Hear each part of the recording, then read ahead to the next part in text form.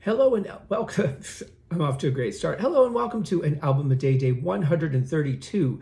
Doing things a little bit differently today because I had an issue in the studio that I'm trying to resolve and I needed to record something. And I thought, well, I might as well record this instead of recording two different things because brain power. But today, where's my album? We're talking about a pretty classic album, kind of the last one that I really got into from this artist. After that, sometimes a gimmick can be something that is interesting. It can keep going, or sometimes after a while it can be like, you know what, I'm just kind of done with this, and nothing against the artist, but just kind of gone in different directions and lost interest in it. Didn't lose interest in the person, but just this particular style of music. And I'm talking about, of course, as if there weren't like a million possibilities of what this could be, the 1984 release of Last in Line by Ronnie James Dio. Killer album cover. I like this. I really like the album cover for Holy Diver, but this has just such a, I don't know, like a mega quality to it. Like this is so much larger than life, and I really love like how huge Murray looks in contrast to everything else. I love the lighting on it. Everything looks really, really good. This is an original issue from that year on Warner Brothers, the white label. It's in really, really good shape too. I did not get it new, but it is in very good shape, I have to say.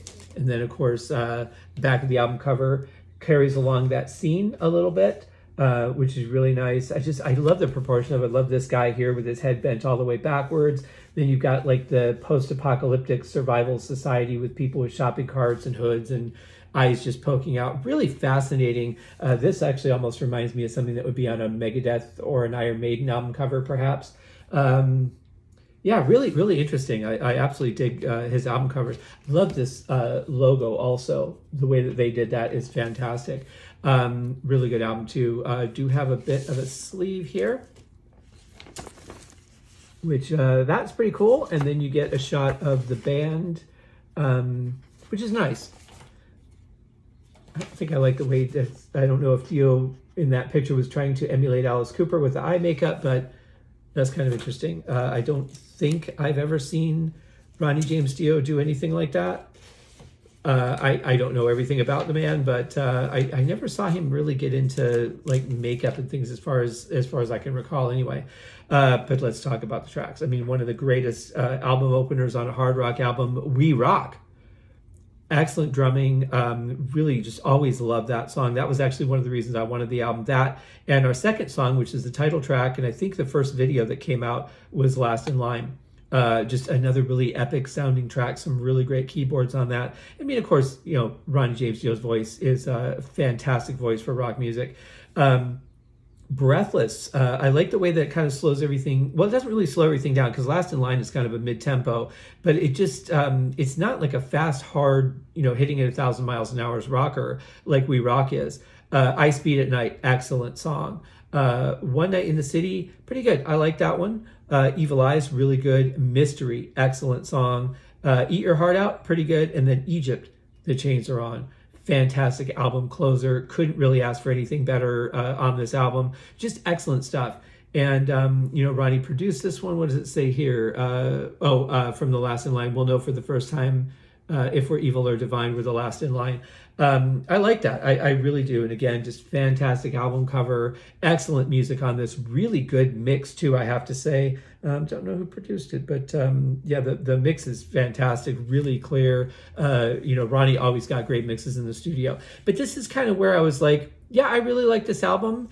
And then by the time the next one came out, I was like, I'm sure I'll listen to it at some point, but I had just grown in different directions. I was really getting into new age and really getting more into classical music at the time. And I think it just kind of lost its place with me a little bit. I mean, as I've heard some of the music later on, I've liked it, but there aren't any songs that I've heard where I was like, wow, that's like a Last in Line or a We Rock or a Holy Diver or Shame on the Night or any of those songs where I'm just like, I really want to hear that again.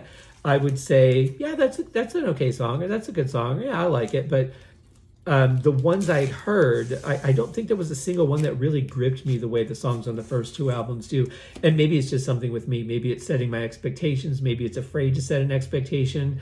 But Yeah, sometimes it's just the first couple albums. Like Yngwie was like that. I love the first couple albums. Everything after that, I was like, but then again, it was like kind of a gimmick, how fast he can play, how many notes you can stick into one spot, what techniques you're using, and that really it became more flash than anything else. And I don't really care for that. So I don't know. Maybe it's just a weird thing with me with some bands where I'm like, hey, 2 albums in, I'm kind of done with you. I don't know. But in any case, I do think that you should check out this album, and I would say for your own personal pleasure. Check out all the other albums. Don't let my blockage of artists, for whatever reason it's created, stop you from listening to other things. Go and check out everything he did after that. And anyway, you guys have a great day. It's a beautiful rainy day here in Tulsa. As the podcast flow is today, the third movement of the Seventh Symphony review I did for Beethoven came out on the Haskincast podcast. We're a couple of songs deep into Deep Purple and Rock on Smoke on the podcast. And of course, there's the entire back catalog of 299 episodes of Uriah Heep, the Magicians podcast, available to listen to anytime. If you're unable to find any of those on your podcast player, just go to my website, scotthaskin.com, and there it'll be. I did get the first look at a film I'm going to be scoring last night. It looks really good. Had a great meeting with the writer director of the film, and they're putting some little bit of changes in it, and then going to send it off to me for scoring. So I'm really looking forward to that. And that's my day, guys. We will see you tomorrow. Cheers.